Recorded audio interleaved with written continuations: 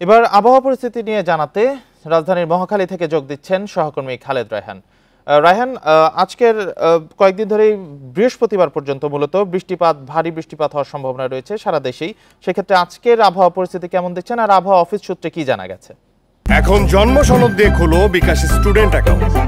নিজের বিকাশ নিজে কর। এখন আমি আবহাওয়া অফিসে রয়েছি। সকাল থেকেই রাজধানীতে বৃষ্টিপাত হচ্ছে। আবহাওয়া অফিস যেটি বলছে যে এই চলমান যে বৃষ্টিপাত সেটি বৃহস্পতিবার পর্যন্ত এমনই থাকবে, তারপরে কিছুটা কমতে পারে, তাও সেটি 2 থেকে 3 দিন, তারপরে বৃষ্টিপাত আবারও বাড়বে। এবং সকাল থেকে ভারী বৃষ্টিপাত হলে এখন বৃষ্টিপাত কিছুটা আসলে কমেছে।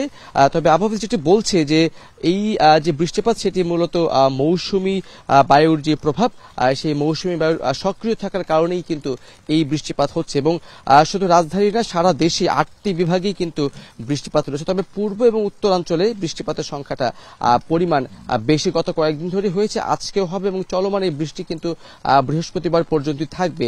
বিশেষ যে সতর্কবার্তার কথা বলা হয়েছে, প্রত্যেকটি নদী বন্দরকে 1 নম্বর সতর্কতার সংকেত এবং সমুদ্র বন্দর 3টিকে 3 নম্বর সতর্কতা সংকেত দেখিয়ে যেতে বলা হয়েছে। সেটি 9টায় একটি বুলেটিন তৈরি হওয়ার কথা, সেটি সাধারণত 1 থেকে 1.5 ঘন্টা পরে তৈরি হয়।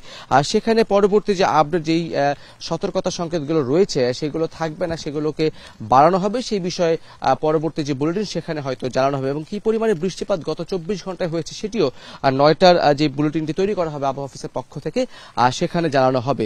চট্টগ্রাম এবং সিলেট এই দুটি জেলার বিষয়ে এবং দুটি অঞ্চলের বিষয়ে বলা হয়েছে। সেখানে যেহেতু চট্টগ্রামে সিলেট ইতিমধ্যেই বন্যা, 3য় দফা বন্যা বইছে এবং যে বন্যার প্রভাবে কিন্তু সেখানকার জনজীবন বিপর্যস্ত হয়েছে এবং তার সঙ্গে নতুন করে যে মাত্রাটা যুক্ত হয়েছে টানা বৃষ্টিপাত, এই বৃষ্টির কারণে মূলত পাহাড় ধসেরও কথা কিন্তু বলা হচ্ছে। চট্টগ্রাম এবং সিলেটে পাহাড় ধসের সম্ভাবনার কথাও তারা বলছেন।